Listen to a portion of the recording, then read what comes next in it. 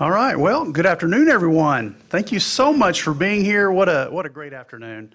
And again, want to welcome you. My name is Lance Robertson. I serve as the Assistant Secretary for Aging at HHS and the Administrator for the Administration for Community Living. We are so happy that you are here with us today as we honor the service of our nation's veterans and talk about some of the ways the federal government, states, and community organizations are working together to better support our older veterans and those who are living with a disability. Our program today includes leaders from the U.S. Department of Health and Human Services, the Department of Veterans Affairs, and Virginia's Health and Human Resources agencies.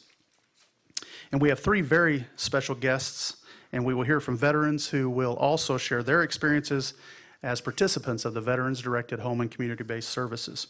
To open today's program, I'd like to ask you to please rise for the presentation of the colors by the Lee Davis High School Navy Junior Reserve Officer Training Corps. And remain standing, if you would, please, for our national anthem, which will be sung by Melissa Blake from Bay Aging. Thank you.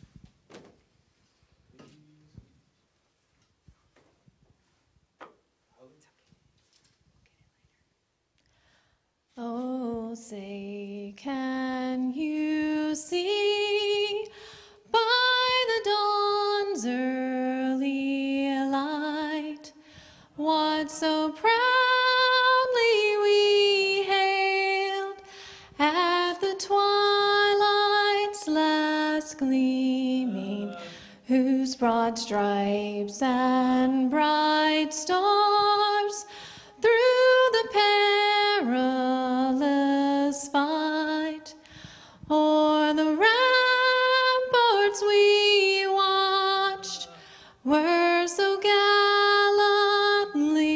streaming, and the rocket's red glare, the bombs bursting in air, gave proof through the night that our flag was still there. Oh, say does that star-spangled banner yet wave o'er the land of the free and the home of the brave?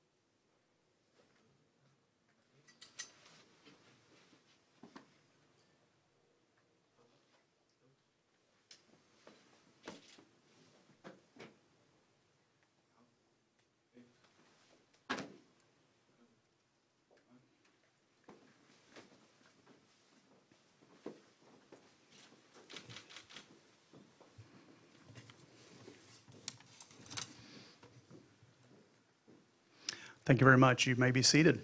I want to say thanks again to Melissa, beautiful voice, and to certainly thank the Lee Davis Navy Junior ROTC Color Guard. It's now my distinct pleasure to introduce to you the first speaker, who is the Acting Secretary of the U.S. Department of Health and Human Services, Mr. Eric Hargan. Secretary Hargan has another engagement back in D.C., so he's only able to be with us during the first part of this ceremony, but we are delighted to have the Secretary with us today. And with that, Mr. Secretary, the podium is yours.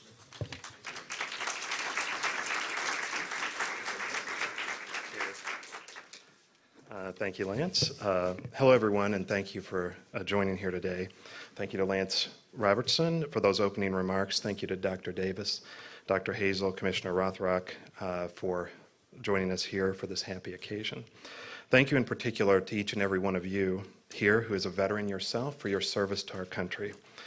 Thank you all for the work that you do for the veterans who have given our country so much. It's a pleasure to be here and to get to talk to you about the Department of Health and Human Services and how we're working with the VA and with community organizations to bring the best quality care and services we can to our veterans, and also to empower our veterans to manage those services themselves. Now, President Trump has made it clear how much respect he has for our nation's veterans and how little tolerance he has for providing them with substandard services and care. So we've been proud to do our part in living up to those high standards in the work we do at HHS, and also to know what we do in partnership with the VA as well. Now, it's a special privilege for us to provide health care to America's veterans. It's a special privilege for me in particular as a son of an Air Force sergeant. My dad served in the Korean War as a mechanic based in Okinawa, later served as a commander of the VFW post in Mounds, Illinois, about population 800, where I grew up in deep southern Illinois.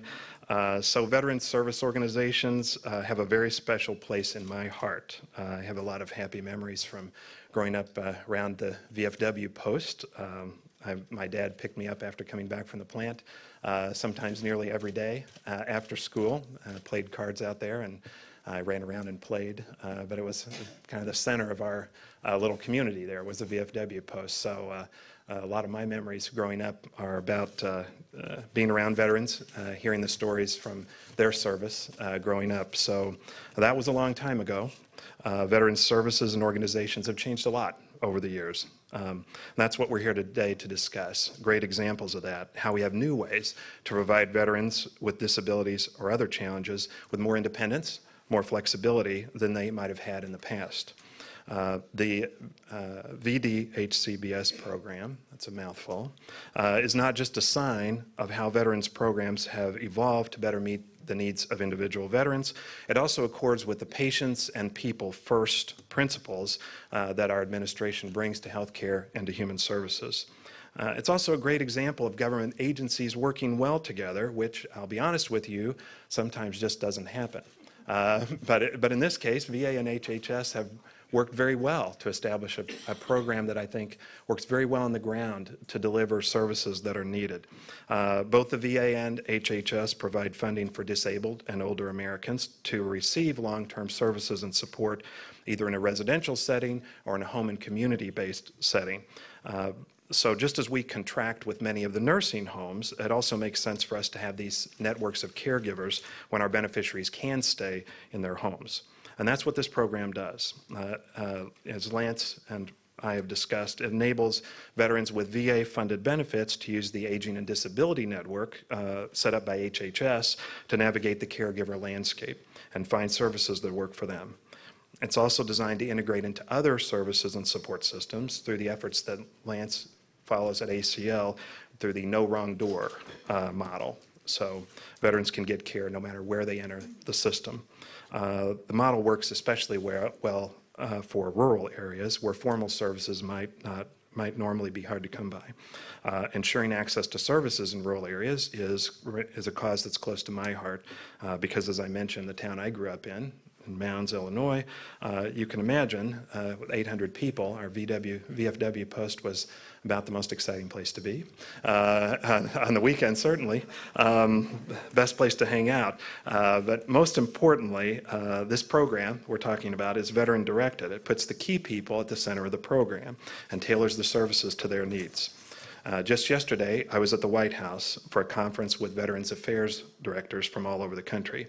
They had plenty of headaches with our healthcare system and regulatory regime that they wanted to relay to us at HHS, which they did very effectively. Now, too often we know government puts paperwork before people. One of our priorities in this administration is to try to turn that around.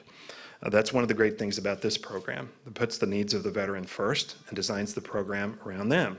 People and patients before paperwork. So just at a conceptual level, we're already proud of how this program works.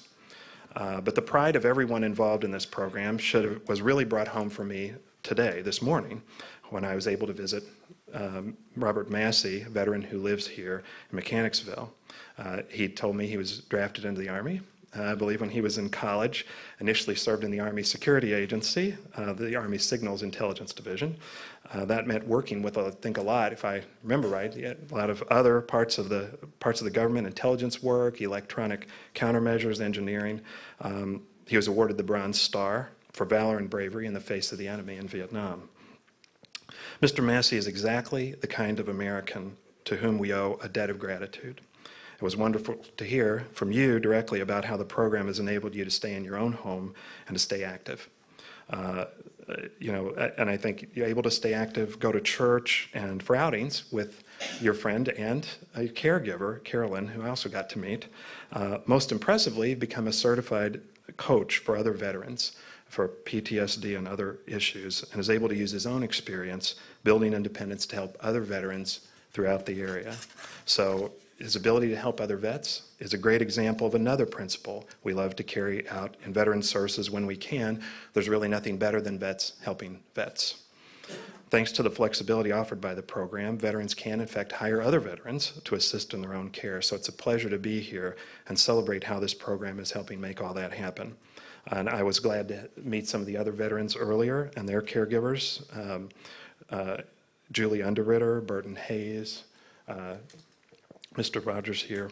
Thank you for joining us. Really appreciated that. I want to take a few minutes now just to mention a few of the other pieces of work that HHS does for veterans and how we fit into the veterans services landscape. One big piece is the community health centers, the thousands of them. By our estimate, we provided care to about 305,000 veterans in 2015 through that. They've been active participants in the Veterans Choice Program to help vets get services at the non-VA facilities that they have. And throughout our entire sort of massive, we have this giant department, $1 trillion plus, and it's hard sometimes to focus on the issues that are peculiar to veterans, but an example we have is U.S. Public Health Services Commission Corps. We provide doctors from our Commission Corps to VA medical centers and clinics who are in need of supplemental staffing. So we're working to make sure that our Commission Corps doctors are in places where they're needed most. And we also know that many veterans, for a variety of reasons, have suffered especially from the opioid crisis that's afflicting our country. I know that Dr. Hazel here today serves as co-chair of Veterans of Virginia's Opioids Task Force. It's certainly a real problem in Virginia, as it is all across the country. SAMHSA, which is our mental health and substance abuse agency, has worked closely with the VA and DOD to try to ensure that the right resources are getting to veterans. So there's been years of cooperation on a variety of fronts, from suicide prevention to pain management, which also affects the opioids crisis, and our Office on Women's Health, which is educating women veterans, providing technical assistance to healthcare professionals to improve care for women veterans, which is a rapidly growing population and has unique needs. So these are just some of the ways in which we're proud to work with veterans. And we're always looking out for more ways to help better coordinate with our colleagues at the federal, state, and local levels, with veteran services organizations, community organizations, and as some of you may know, the historical roots of America's federal social services programs really lie in the provision of pensions to Civil War veterans. It was the first time in our history that we had sort of a sizable federal government and a large number of veterans to care for. So that eventually laid the groundwork for Social Security, which was housed for many years in the department that preceded HHS. So really the roots of this go back to Veterans Services. In many ways, the department itself goes back to providing services to veterans. So it's fitting that the great president who led us during the Civil War, Abraham Lincoln, had a deep appreciation for what it means to support and care for our veterans. Here's how he put it. As a country, we give honor to the soldier and sailor everywhere who bravely bears his country's cause, but honor also to the citizen who cares for his brother in the field and serves as he best can the same cause. Honor to him who serves our veterans, only less than to him who braves, for the common good, the storms of heaven and the storms of battle. At HHS, we're deeply honored to serve our veterans long after they've left the battlefield and to give back to those who have given our country so much. So thank you again for joining us here today, and I look forward to continuing the dialogue with you later on. Thank you.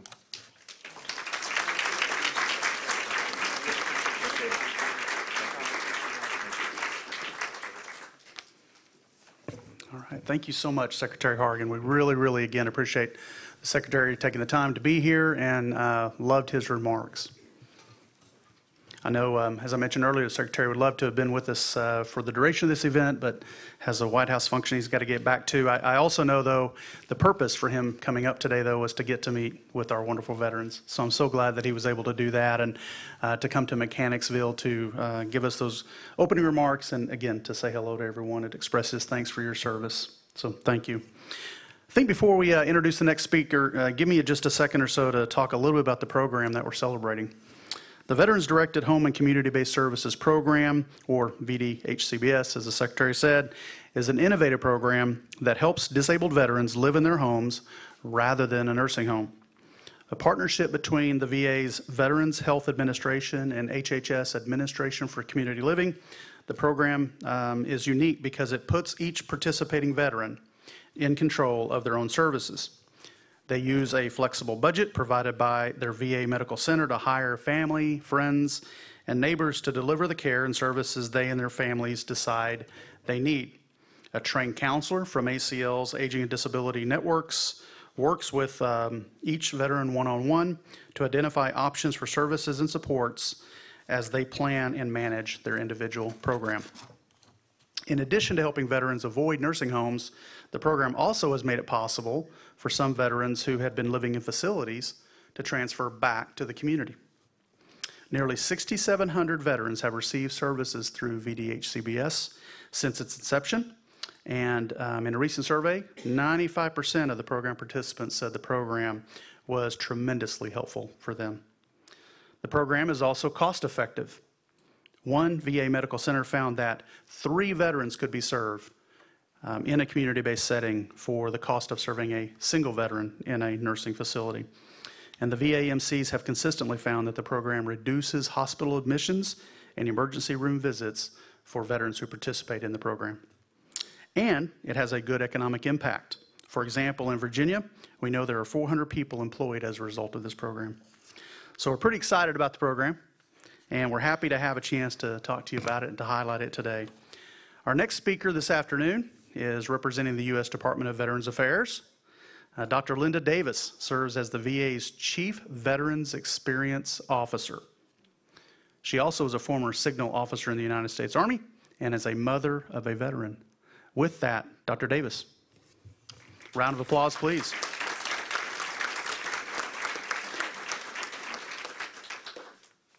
Thank you very much, Lance. Appreciate it.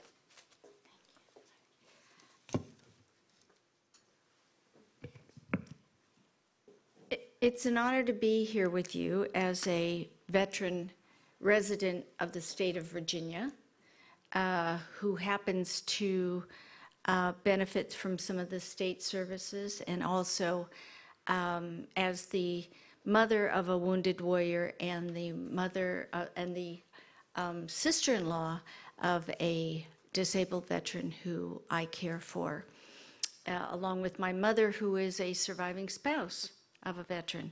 So we kind of live this experience in my house along with the rest of you probably in the audience and the people here up here like Lori and David who are with us today. How many in the audience happen to be either a veteran or the family member or caregiver of a veteran? So just about everybody, or those who are not are a provider, I'm sure, and that would get everybody else. The reason that the VA is here, and I'm here with my colleagues from the VA who operate the important programs that we're going to be talking about a little bit. The reason that we have the honor to be here is to demonstrate our commitment to work alongside Health and Human Services at the federal level to really try to let you in the state and in the community and in your homes do what's best for you. I'm not sure how we're going to accommodate Pink and her little pearls, but we'll work on that too. You know, a stipend program for our support dogs. So we have at the Department of Veterans Affairs a commitment through the Secretary to really ensure that no veteran or family member has to have a veteran live in an institutional setting unless that's something that they choose to do. If the request is to be able to live at home, live in the community, be able, like Daniel, to continue a mission of service and helping other veterans in their healing process, then together with organizations like Bay Aging, we want to make that a possibility. So our Secretary's commitment is to have, just like we put a man on the moon, we're doing a moonshot at the VA to ensure that all veterans and their families have the choice to remain at home. And you all are critical to make sure we understand what that means. At a federal agency, even though I experience this in my home, it's hard when you have to translate that into, well, what does that mean for how we're able to pay and compensate our care providers, and what kinds of coaches do we need, and what do we need to do in terms of allowing someone to provide some home health care services like feeding tubes, and what does it mean to be able to allow somebody to drive their car. We can't understand that at the federal level unless we have your input. So through the Choose Home initiative, the Secretary's moonshot, what we're doing is working closely with HHS and Lance and Mary and the Administration for Community Living to make sure we understand your needs, and then we can create a program around those. A program that will make sure our programs, whether we talk about our home and community-based care, which of course is where the veteran-directed program is, or whether we talk about our residential programs, our nursing home programs, or our numerous geriatric programs and all the research we do. We have to put those all together to make sure that they are in a comprehensive program of care and case management that supports the entire family in the community and in the home in which you live. And it's all about you. It's all about the veteran and the family directed, what you need. But we need to hear from you in order to understand that. So part of our moonshot, our Choose Home initiative, is not only working within the agencies to get things right, to understand one another, and at the state level too, but to understand how our veteran service organizations, our nonprofit organizations, our faith-based organizations fit into the equation. The navigation program that we were able to see displayed in the lobby, how does that work together to help us understand all the resources that are there that might help a particular family? We need to knit that into a comprehensive plan that supports the family and changes as the veteran's family needs change over the course of their lifetime. We also need to make sure we're keeping very current in our research. So our Choose Home initiative will be expanding the research that we've done with our geriatric centers, our GRECs, and make sure that we understand what is the best practice, what are the changing needs, what is somebody like David teaching us when he's able to be at home. How can he teach us about traumatic brain injury and the ways in which we can introduce certain supports to make his functioning the best it can be and the highest quality it can be. So I'm really want to take time, and I'll hang around to listen to what you'd like to tell us at the VA, whether it's about the way a program operates, a regulation, a policy, a way we compensate things, eligibility, anything that you have to share, how we can make this program, how we can actually get to the moon, this goal of making sure that every veteran and their family can choose to remain home. Thank you very much for everything you're doing, because it's not about us. It's about the people that are here and how you're helping them be able to stay in their home. It's an honor to be with you, and thank you.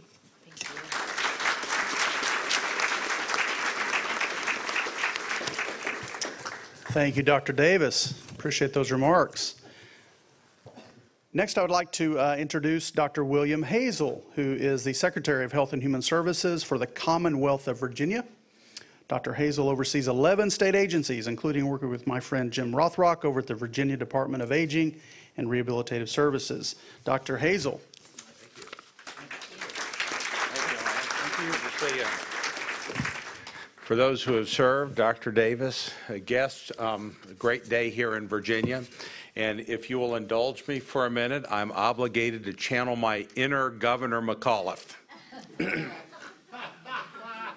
everybody, how are you? What a great afternoon, and what a great event we have. And you know, Virginia, I can say confidently, is the most veteran-friendly state in the country. Forget California and all the rest of them, Texas and everything, because Virginia is the most veteran-friendly state in the country. It is. You see, she's nodding. She agrees with me. We have over 730,000 veterans in Virginia. Almost 1 in 10 Virginians is a veteran. And we have the highest number and fastest growing number of women veterans in the country. And it is our duty and honor to be veteran friendly. And I can't keep up this level of energy much longer, so I'm...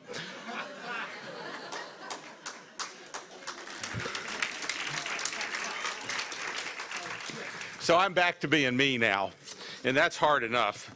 But just to give you an example of a few things that we've done in the last 4 to 8 years that I'm really proud of. We've have over 20,000 veterans who've gone to meaningful employment through our Partnerships for Veterans in Employment. We were the first state to reach the functional end of veteran homelessness. We took the mayor's challenge, and that was no small thing, and that has taken many years to do. And we're going to stay there. The teams working together between Housing and Community Development, Health and Human Resources, and the VA, our Division of Veteran Services, Department of Veteran Services, been magnificent, and we're using our vouchers and so forth to really make a difference, and our local agencies are participating in that. Simple little things that should be easy, like getting a wheelchair ramp in front of the governor's mansion in Richmond. You would think that should be easy, but I will tell you that may be the governor's biggest achievement ever, because if you've ever tried to transform an historical entity in Richmond, it is darn near impossible. But it is not fitting for our veterans with disabilities to come into the basement and ride an elevator up in the back of the building, and we got a ramp built. Simple things like that that demonstrate the dedication. You know, I'm delighted to be here today to celebrate this program. And we have done a lot in Virginia, and there is a lot more to do. And I think we are committed to community-based programs for people with disabilities, civilian and veteran, for those who have served. It is part of us. It is the right thing for people. The fact that it's cost-effective is a bonus, but it is where people should be with their community, with their families, with their neighbors, with their natural supports. And that's really what we're about.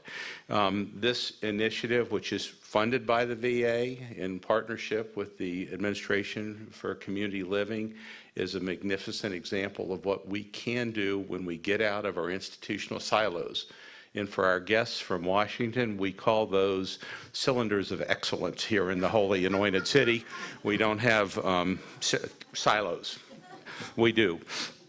So the fact that we can offer person-centered services in a setting of their choice is really magnificent. And we are uniquely qualified as a host state. Bay Area Agency on Aging, Kathy Vesley here has done magnificent work, the agency has, and not just in this area, but in innovative programs to reduce rehospitalization and so forth. She's one of my favorite people, and she will come up here when I'm done and tell you what I meant to say, because she's Jim Rothrock, Marcia Dubois from from DARS, in the work that we've done. We have the No Wrong Door program. We have Virginia Navigator, and all of this is available to you to use to help you find the supports and services that you both deserve and need. And again, thanks to the VA and for the Administration for Community Living for actually working together. It is an interesting concept, and when it works, it is a beautiful thing. But it is my privilege to be here to share this with you, and thank you all for coming.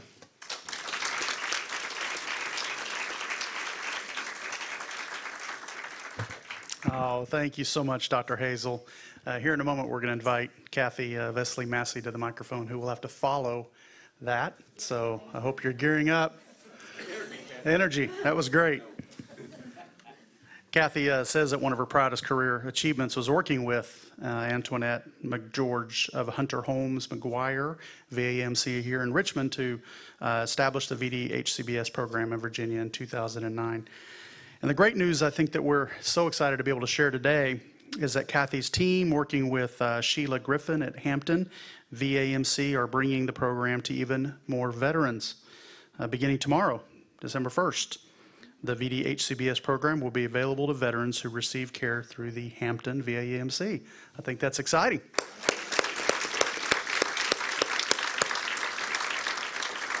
And we know it's going to make a tremendous difference in the lives of so many veterans in the Hampton Roads area.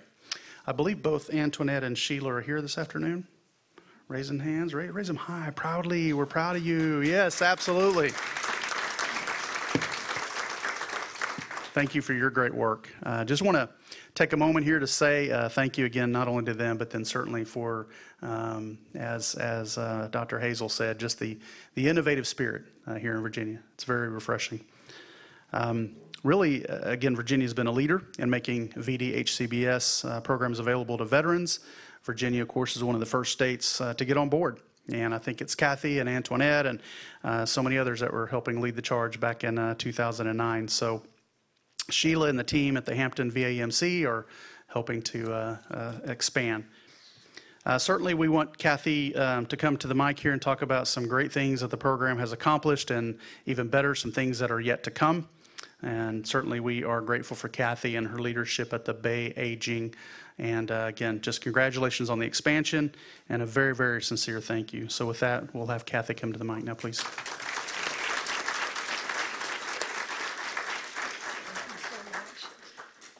Thank you so much, and I guess now it's time for me to channel my inner Dr. Hazel.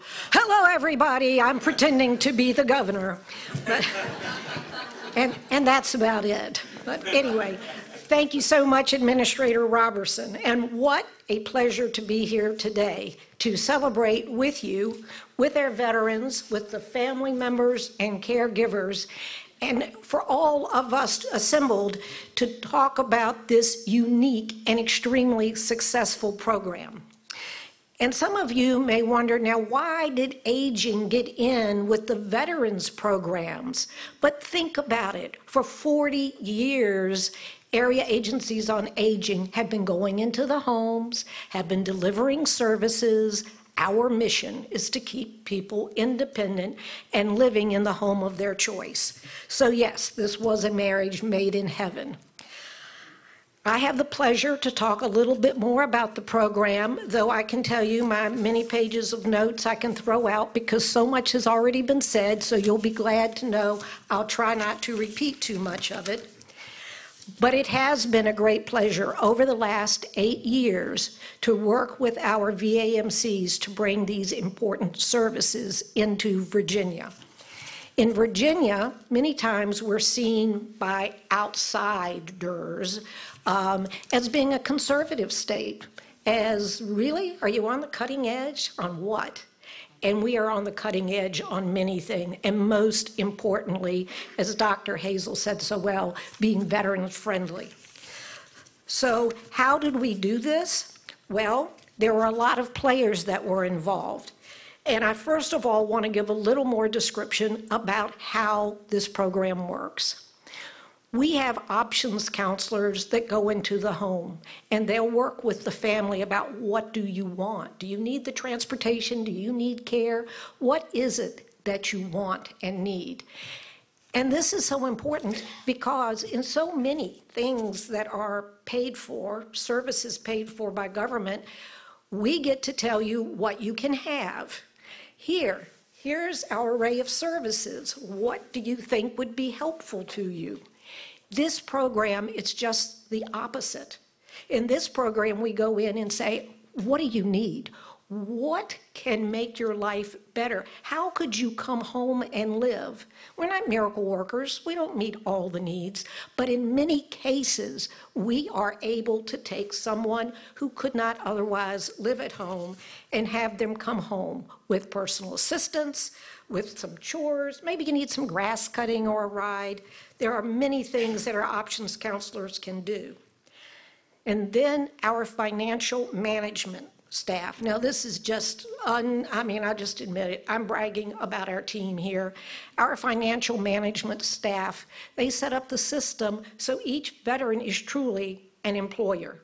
They hire, they fire, they determine who they hire for their services, family member, friend, neighbor, who's really effective in meeting their needs.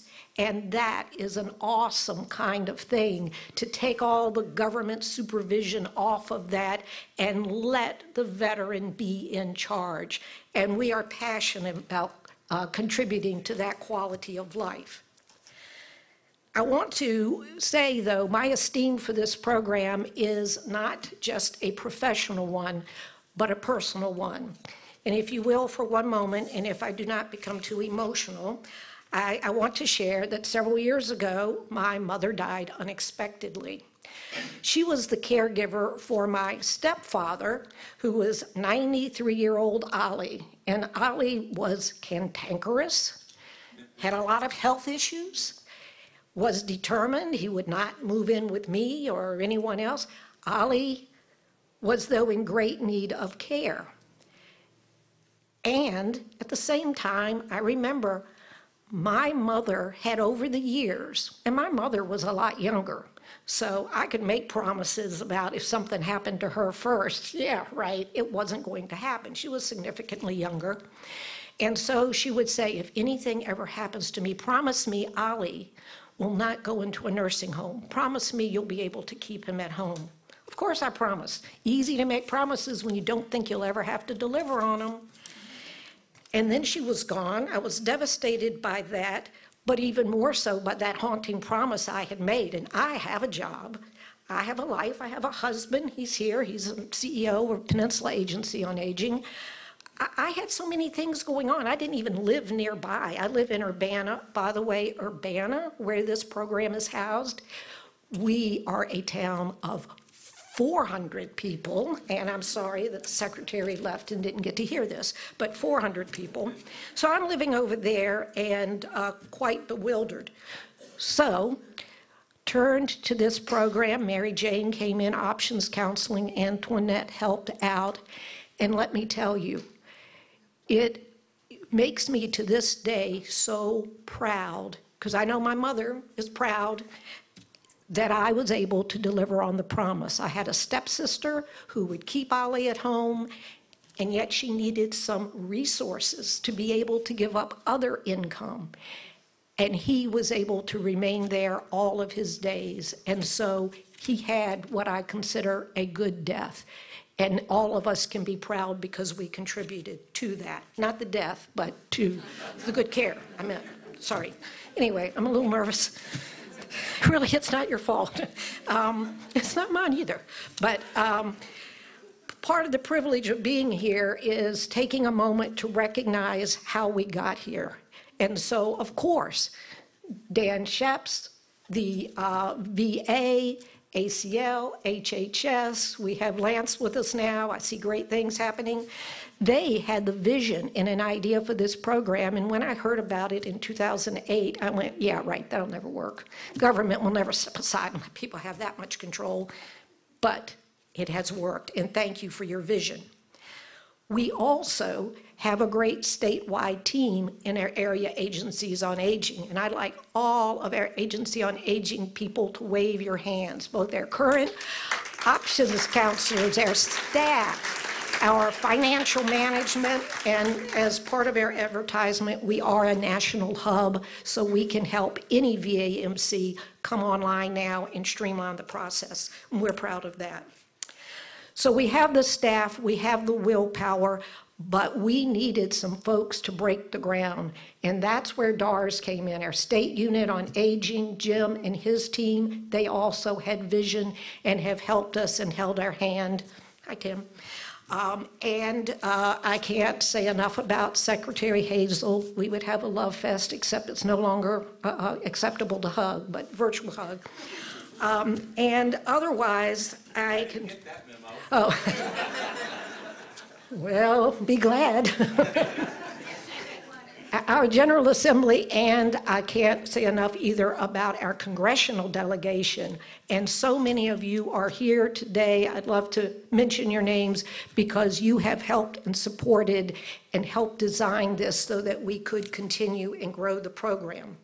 But most important, this whole program begins with having a VAMC, a Veterans Administration Medical Center, who has the vision and trust to partner with a community-based organization. When you see it successful, it's hard to go back to where we were.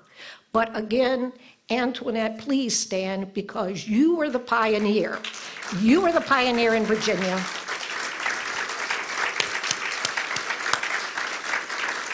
And now Alexis has joined her, as have our team, and they send the referrals. But she had to trust when there was no real basis, and she was also scratching it. We've got all kinds of handbooks and stuff now. We didn't have any of that then. We were just making it up. And did a pretty daggone good job. But also, as been mentioned, I want to mention and ask Sheila Griffin, because we're so pleased. Please stand, because Hampton VAMC. We're coming online, and will the Peninsula team also stand with her as you're expanding and taking over options counseling over in that area?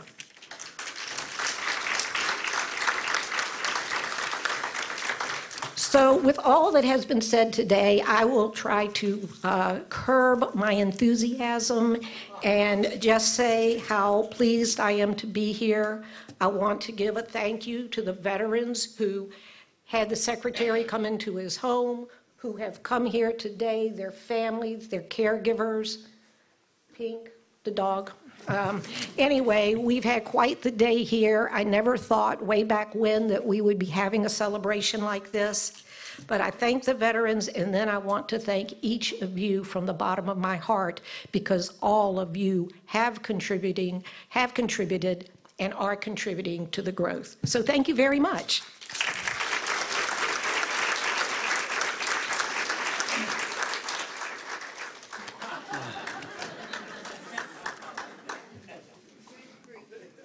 That's great. That's good stuff. Kathy, thank you so much. And I know I, for one, don't want you to ever curb your enthusiasm.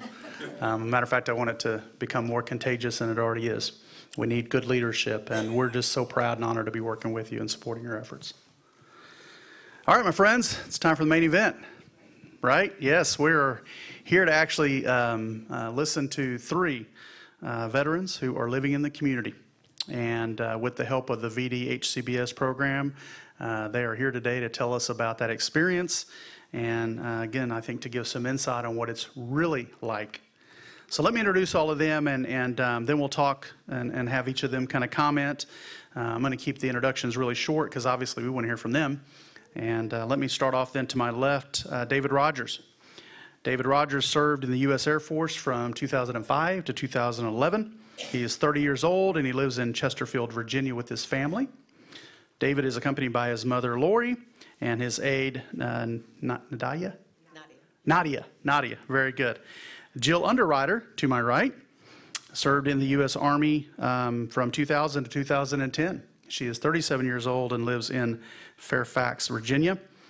And then finally, Burton Hayes, to your immediate left, far left. Burton served in the Marine Corps during World War II. So we're going to talk about him just for a little bit. He's 91 years old and lives in Petersburg, Virginia. Mr. Hayes is one of the Montford Point Marines. The Montford Point Marines were the first African-American Marines. The name refers to the Camp Montford Point in Jacksonville, North Carolina, which is where African-American Marines were trained from 1942 until 1949.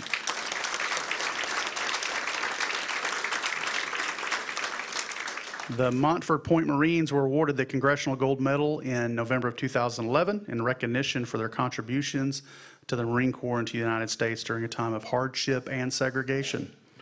Mr. Hayes is accompanied by his wife of 70 years, Mildred.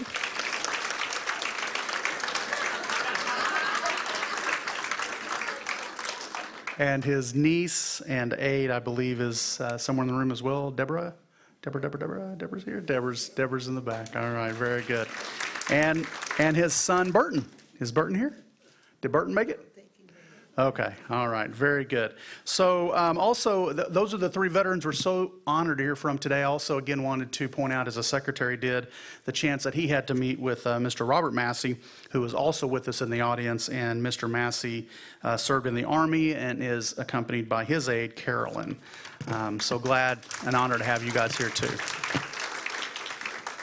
So we're gonna ask these veterans some questions, let them enlighten us about their experiences, and I want to start off with David and his mom, Lori. So Lori, can you tell us a bit about David and how the VD-HCBS program is working for you guys? Yes, I can. Do I have to scoot up? Sorry.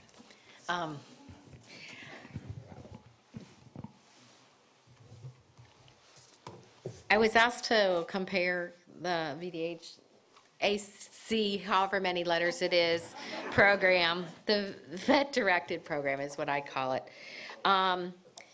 to nursing home experience, which we never opted for. I was determined that my 22-year-old son would not enter into a nursing home where the population was decades older than him, generally female, and where the rehabilitation services were not necessarily as, well, they were fairly non-existent. I saw my son young and catastrophically injured. When we arrived bedside, I was told he was not going to survive, and if he should survive the injury, he would remain in a vegetative state, and I said, hell no. And our family became focused on that whole goal. When he woke from his coma, he basically, in the way he could communicate, he cannot talk, but he is very communicative. And he basically asked me, was he still in the Air Force? Because they kept asking him what branch he was serving in at the VA, and he couldn't answer the question because he didn't think he was still active duty. And I explained to him that he was, and that he would move along into the, his test piloting would not be with the space program as he had planned, but that it would be in the area of brain injury recovery, and that people all across the nation were serving on the combat field and coming home with the same injury he had, and that he needed to show them and show the doctors how to help those people have a quality of life and to come home and be a part of our country once again and part of our communities. So we did not opt for the nursing home experience, but we did opt for agency experiences because that was all that was offered to me to care for him. I was offered a very few number of hours, 3 hours a day, which meant that 21 hours a day I had to stay awake and take care of him or hire someone with his money or my money. The hourly rate for an agency was $30 an hour, and only $7.50 to $9 an hour went to the aide who actually came and helped my son. So about 30% of the money that was paid by the VA for my son's care went to his care. The rest went to administrative costs or some other hole. I have no idea. I'm not trying to be negative about it because I don't know what those companies go through. Additionally, the process was riddled with administrative problems. The thing that we were paying the most money for was where most of the problems occurred. They couldn't staff his position. It was a revolving door, which for a brain-injured patient and a family with 4 school-aged children was horrible. How do I just invite a stranger in my home, maybe every day of the rest of my life, to take care of David? Additionally, because it was that way, I had to train each and every person who walked through my door to take care of David and what their job was to provide him with services every single time. So when there was a change, I could not relax. I could not get the rest that the 3 hours was supposed to afford me. Additionally, I couldn't go to the grocery store or do any of the other work jobs that I had as the homemaker in our house, and to take care of David. So when they could staff it, there were a lot of no-call, no-shows. And so I was expecting someone. I made plans for whatever hours were appropriated and whatever I had added on with his funding, and they wouldn't show up. So I missed out on children's concerts at high schools and elementary schools and middle schools. I missed out on everything because it inevitably was the day that I had something planned to go do for the rest of my family or for my own rest and relaxation. I did do night care throughout that entire period. I have friends who live in Washington State where they have been, I'll talk about them later if you want me to, but they work. There are just the 2 parents in the household, and one works at night for 12 hours, and the other works during the day for 12 hours. And there's 3 hours where someone comes and they have to train the person every single time because it's a new person every single time. Regardless of the care experiences we had, there was no real redress of grievance in this process. VA workers were tied, hands were tied by the guidelines or rules that they were required to adhere to, and it didn't matter whether I called the VA or the VA I felt was bound by the rules and the problems that they had to deal with and the only things that were available. The agencies never took care of the problems. We had one worker chase my children around because she thought she heard one of them say something to her with a broom, threatening physical violence. We had another one who, among other things, fell asleep and could not be awakened by David, who texted me on the phone while I was at the grocery store finally getting some groceries to tell me that he could not wake her. The agency couldn't wake her either. Nobody could wake her. I had to go home, leave my cart in the middle of the store, and go take care of that. There were excuses given for absences that were found to be unfounded and not truthful. Nevertheless, throughout my history with my agency care, the people were still offered to me when they couldn't staff because they already knew David. And of course, I turned them down. Why would I want someone chasing my children around with a broom or falling asleep when he needed care? So the other rules that kept me on duty for 24 hours a day was that the agencies could not provide skilled care at the rate that the VA was able to contract them. And so he came home with tube feed and medications in 2015 and oversight requirements that the VA agency contracts could not provide for. And therefore, every 2.5 hours, I had to be available to provide those services. So I could not leave with my husband for a second honeymoon or even a weekend away. I couldn't, again, I had to time everything to be within those constraints, and it was a ridiculous requirement on me. Let's just put it that way. And I know I've spoken with Antoinette, and I know I'm a very firm person, and I probably even asked you, do you get to take leave? Do you get weekends off? Do you get to sleep at night? And I know I've said that, and I know that they are sympathetic, but are bound by the rules of that program, which was, I think, Health and Homemaker. Yeah, you know what they are. I don't know the names anymore. I've lost track. I also had to constantly reassure David that he was safe. He has a brain injury, which provides extra anxiety to the situation. He wasn't sure that they could physically care for him, transferring him from the toilet or the wheelchair. He wasn't sure of any of their abilities. Keeping aides on task was very difficult also because many times they came in with instructions that they were only to serve the veteran and nobody else in the household. And so if I was tube feeding David, they would not necessarily sweep the living room floor. It's David's house. So technically they would have been serving the veteran, but that's not the way they saw it. And a lot of times they would leave David unsupervised in his bedroom while they went off and cleaned something that they were not assigned to clean, and because that's what they wanted to do. The aides had no concept of family care. They didn't understand that my family was under stress of the situation as well. They expected my children to live by some standards that they had in their minds of how my teenagers should behave, which, by the way, I have above average and heroic teenagers who are now moving into adulthood.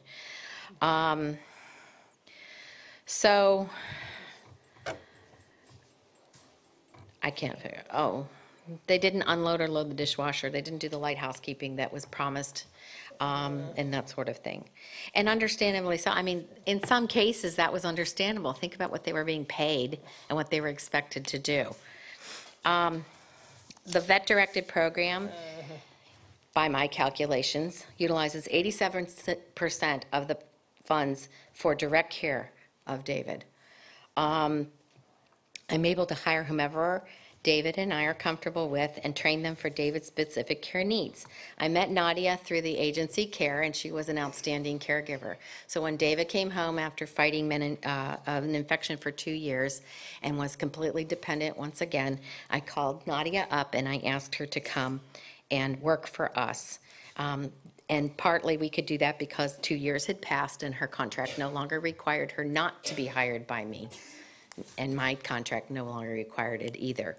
Another requirement of the agencies that I think is ludicrous for a minimum wage worker, that they can't change jobs when they find a better one. Because Nadia was able to move into the position of what I call my right arm, she can provide total care for him, take him to routine appointments, communicate messages to the hospital, clinic, or community care, and she is able to remind me of things that I might have forgotten in all of my responsibilities and thinking for David's care. Freed from the constraints of agency employment, she provides a higher level of care, participates in his therapy sessions and activities, and is paid a living wage that her professionalism deserves. I'm truly able to leave my home now for short respites of a few days, thanks to this program and the caregiver stipend program. And I'm able to truly relax and not worry about getting a call that there was a no call, no show, or that somebody had gone off on one of my teenagers. My husband and I can chaperone our child on a field trip if we wish, and we can go see our grandchild in Maryland now. When my father was in crisis, and I was able to leave. It was last October, not last month, but a year ago.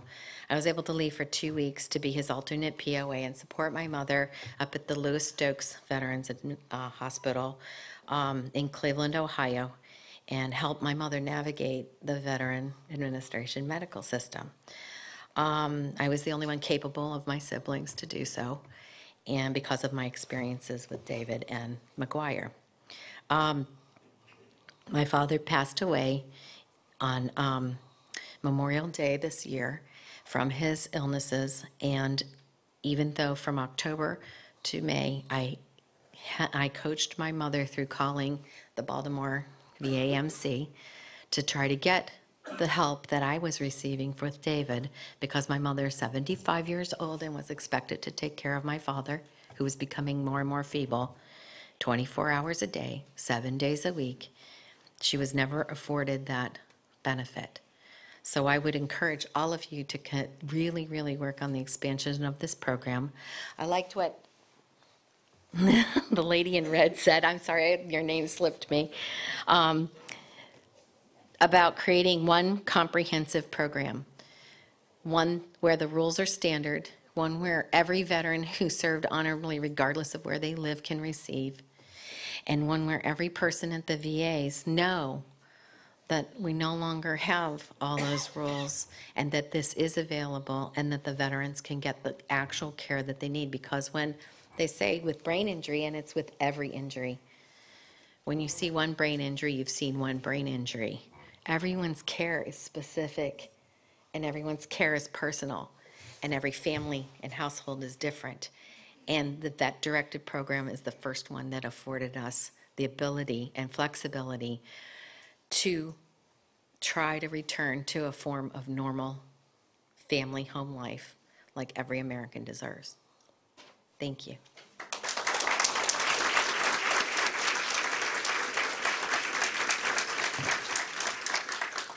Thank you so much, Lori, and again, we appreciate the honesty and you sharing the experience that you've had to date, and certainly are just so grateful for David's service to our country and how, as a country, we're giving back, and your feedback is helpful as we continue to refine programs. So thank you so much. I want to turn now to Jill and ask if Jill would take a moment and just kind of share with us the experience that she's had in the VD-HCBS program. Jill, microphone's yours. Thanks, Lance. Hi, my name's Jill Underwriter, and my service dog Pink is somewhere. I don't know where she is. I was in the United States Army from 2000 to 2008. I just redeployed from Iraq and got in a motorcycle accident the summer of 2008. I became paralyzed from the waist down with a minor brain injury as well. Basically, you're pretty much a baby. You know, when I woke up from a coma, I was pretty much a baby again, had to learn how to live. And then once I became independent, the VA, I don't think they had this program at the time. I had moved back up to Northern Virginia, got my own place, and I needed help. So the VA had, I think they were using Home Instead, which was a caregiving company up in Northern Virginia that they used or had a contract with. And I think I only used them for a couple years or a year and a half before I heard of this veterans program. They use Bay Aging. But I agree with Lori when she was describing the caregiving companies that she had used, how it was always different people and you constantly have to repeat the same things of what you need or what he needed every day. I had to do the same thing. Then I had Pink, and she would always bark and be protective of new people. So she had once you got used to somebody, then they'd send a new person the next day. And then I had a caregiver who was a vegetarian and wouldn't cook me chicken one day, and there are other ones who lied and who would ask for my pain medicine, and I just couldn't do it anymore with that, use that service. So I asked the VA, and they said they had this program. So I started using them almost 4 years ago, or just about 4 years ago, and it's better because you get to choose, you know, hire somebody trustworthy, someone that you know, or someone who knows someone, you know, they'd recommend somebody trustworthy. The hours are a lot better than the hours I got when I was using Home Instead. Same thing, I think it was only 3 hours.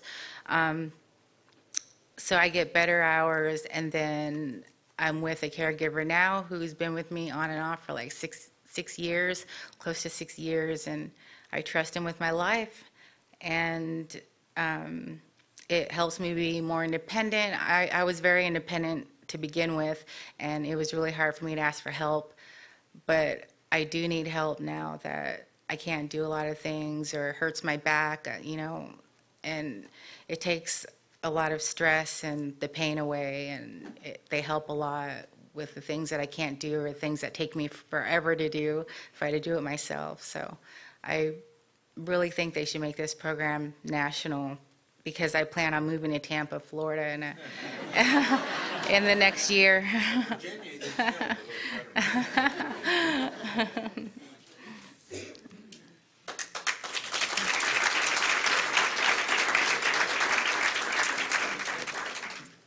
Thank you, Jill. Thank you so much. Thank you. Appreciate your feedback as well. And 4 years in the program. Outstanding. Hopefully it will expand into Florida. That's your request, right? Yeah, very good. We hope so as well. Okay, now we're to Burton and Mildred. So 70 years of marriage, we could probably tell a lot of stories. But if you don't mind, I think for today's purposes, we'll focus on Burton's experience in the VD-HCBS program. Either mic should work. I think they'll cue us up in the back of the room. Go ahead and test it, Mildred. Hello? You're good. You're hot. Okay. There we go. Actually, after sitting here and listening to the experiences from these young people, Burton and I feel like ancient agers. As was previously stated, we've been married for 70 years. And most times I would not be allowed to speak for him. But today he's being a little more lenient. The truth is that of his disabilities, the hearing is the number one right now. Actually, Burton may be one of the few living Munford Point Marines. In 1942, Congress passed an act which permitted African Americans and other minorities to join other branches of service other than the Army and the Navy. In 1943, when Burton turned 18 and was drafted, he chose to be a Marine. At that time, there was no Marine base for African Americans. And so there was a point, Munford Point near Camp Lejeune, where those early Marines actually slept on the ground many times in order to build their barracks and other facilities that they needed. Burton went to the Pacific during World War II. He shot a 90-millimeter aircraft gun and was there, I think, about 3 years. When he returned, he completed his high school education, then married Mildred Scott.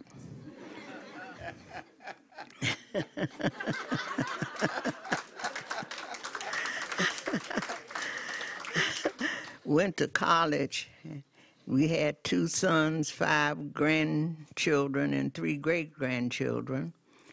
And he spent the next, I would say, 35 or more years teaching, coaching, officiating, a great sportsman. He had always enjoyed excellent health, and we were shocked when we were told a little less than 2 years ago that he'd had a heart attack.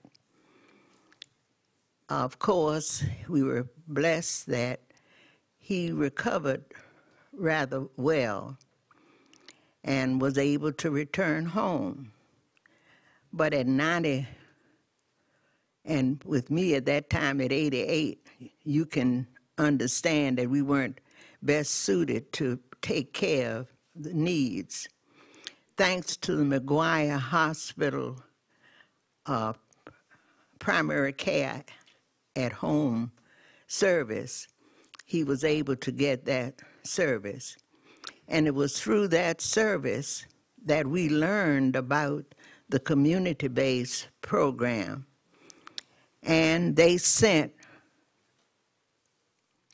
Holly Gallagher to Ettrick to talk to us and to tell us about the program and its needs. And let me tell you, I'm hoping that there are 20, 30, 40, 100 other Holly Gallaghers.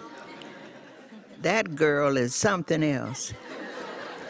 I doubt that there is, yeah. I doubt that there is ever a week that we don't hear from her, how you're doing, what's going on, and so caring about everything. We were blessed to have had a niece who started out doing just whatever she could for us. Of course, she had my sister who's aging and ill, but in spite of it, Deborah was there every single day. And we were glad about this program so she could get some compensation for some of what she was able to do. And of course, I don't know about much of anything that she's unable to do. Now, Burton was determined that he would not be in a nursing home because his mother had spent several years in the nursing home, and he did not miss a single day in all those years going to see her and to see that she was being taken care of. But being able to be at home means so much to him and to us. You know, after being 70 years together, I guess we know each other fairly well. I get divorced about twice a week, but anyway.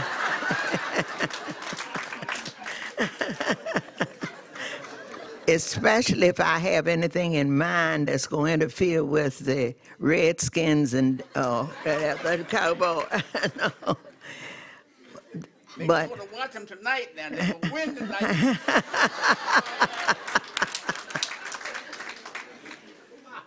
He has spent so many years mentoring, working with the children at the Baptist home, being very active in our church and in the community. And by being able to be at home, he's still able to enjoy so much with family and friends. And I have to listen, of course, to to complaints quite a bit. And I have my own list also. But you know, I'm really awed this evening to have been part of this assembly and to listen to all of you who are doing so much for our communities, for our veterans, and for everybody who works so hard together to see that these needs are met. And I can go back and say we were with the head of the Health and Human Services, the head of the VA in Virginia, and all of you other people. Well, we thank you for everything that's being done to help, and we hope that you'll invite us back when he's 100.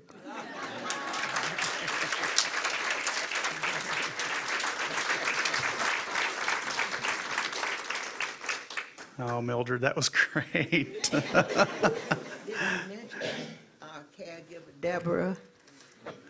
Deborah? Deborah, stand yes, up so Deborah, they right, can yeah, see you. absolutely.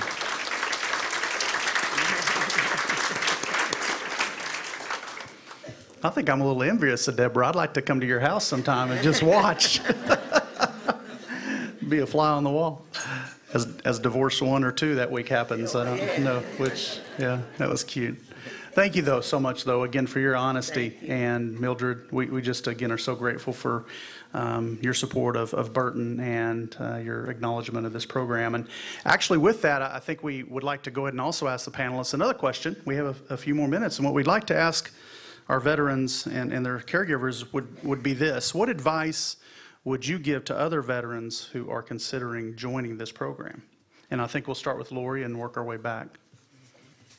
Well, I know that many veterans might feel intimidated by hiring somebody and utilizing the freedom that the Vet-Directed program offers to the veteran and his family to make decisions on where to use the funding for care.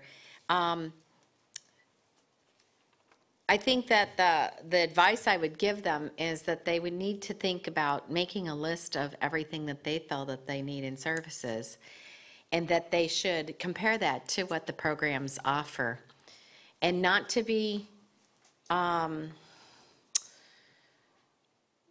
don't know how to put it, but not to be in a mindset that an agency provides a higher level of professionalism than a privately hired health aide. Or any safety necessarily. And it is agency to agency, but I worked with 4 different ones, then it was all the same experience. And I have friends across the nation that have worked with have worked with agencies as well. So I apologize if I sound like I'm downing agencies, but the fact that there was no idea, if I got 3 hours a day, and it was 3 hours a day. You couldn't have 6 hours one day a week and skip one of the 3-hour days. It was so defined that it was difficult to meet the needs of the family and meet the needs of David, which David is part of the family. David's recovery was huge because he was with his family, not because he was in other care. And it can be very intimidating, I guess is what I started with, but to give it a try. And Bay Aging is an awesome facilitator for this program. I know that the program empowers them to do background checks, something maybe the agencies did background checks, but I never saw them. I didn't know what the workers, looked like on paper. They provide a flexibility in use of the funding where I could hire someone with a higher level of professionalism to take care of David so that I could be confident. And because she works right into our family, we feel safe.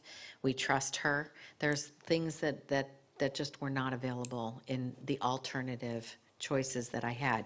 And so I would give advice to veterans to give it a try. Really work with Mary Jane and the other options coordinators, whoever you have working with you. Make the request, see if it'll work for you. But most definitely take your services that you think you need done for you. Some people can prepare their own sandwiches, but their grass is a foot tall. And with Vet-Directed, you can get the grass cut. You can do what you need to do. I could get a housekeeper. If I went into more hands-on care and less of the housekeeping, I could hire a housekeeping company with the Vet-Directed funding or a private person to do the housekeeping that I trusted, so that David's environment is clean and healthy and optimal for his care and his health and his recovery. David's improvements are amazing too. I wanted to add that. Because he's at home, because he's family interacting, neighbors come by and play dominoes with him. The health aides, when I'm exhausted by the end of the day, they'll play Uno with him and just different things. And we've even seen him, this past time when we played Uno, we always encourage him to talk, and usually for those of you who talk to him, know that if he vocalizes any word, he comes out mostly like, ah. Sometimes he does all the syllables, Thank you would be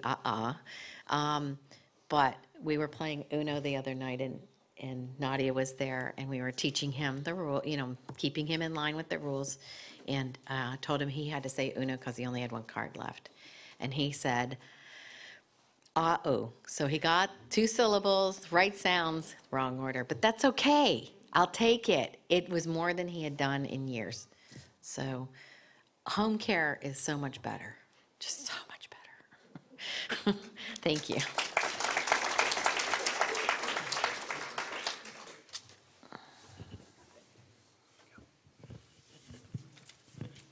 My advice to veterans who are thinking to use this program is to sign up and do it, because it's way better than using an agency. I think you have more flexibility and you have more choices, and it's just a great program. Gives the veterans make you feel safe, and gives you more flexibility and let you live in your own house and be more independent and have more fun, and just to get out and do things. So just sign up. I just would say ditto to what these two ladies have said. Thank you. I wanted to add one more benefit that I forgot to mention. Nadia travels with us. We've hired, we have a couple of health aides that come in and out, but Nadia has traveled with us, which meant that when we get to the beach, we can go in the ocean if David doesn't want to. And it's just been really huge. That is another rule of the agencies. They can't travel across state lines and blah, blah, blah. And it's just been so much of a freedom for David, and a freedom for us who take care of him every day. And I'm just so grateful, really, in the change. I love living in this time of the history. Again, that's it. All right, well, my friends, I think we owe one more big round, robust applause to our wonderful panelists and the veterans who shared their stories today.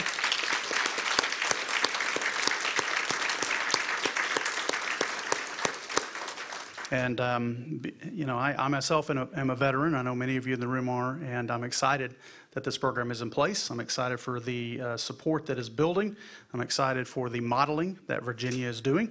And again, it's just an honor at the Administration for Community Living to be playing a role and supporting that great work. So we're going to go ahead and close. It's just about that time. And one thing I want to do is direct your attention over to the screen.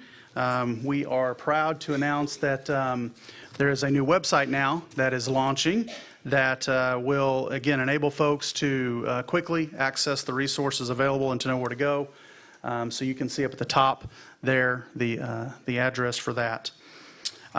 We know that we have veterans who have served all over the world, and they're now living in every corner of the United States. Many are aging and have disabilities resulting from their service. Almost 20% of people ages 65 and older, and more than 40% of men over 65 are veterans. Nearly 30% of veterans of all ages live with disabilities, many of which are service-connected.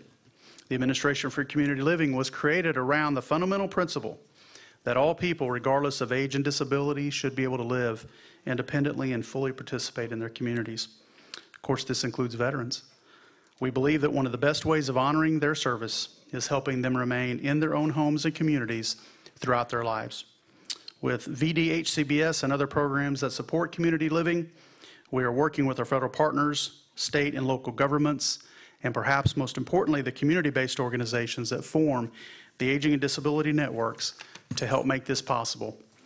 The way we see it, every one of our veterans has sacrificed to preserve our nation's independence, and they certainly deserve to keep their own independence throughout their lives.